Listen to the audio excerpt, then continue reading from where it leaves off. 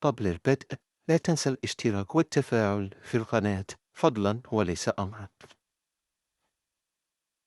رشح أليو سيسي مدرب السنغال الجزائر بالفوز بكأس إفريقيا في كوت ديفوار، بينما صرح قائلا أن المنتخب المغربي منتخب محترم ولكن ليس بالقوي في إفريقيا لأنه دائما ما يخسر.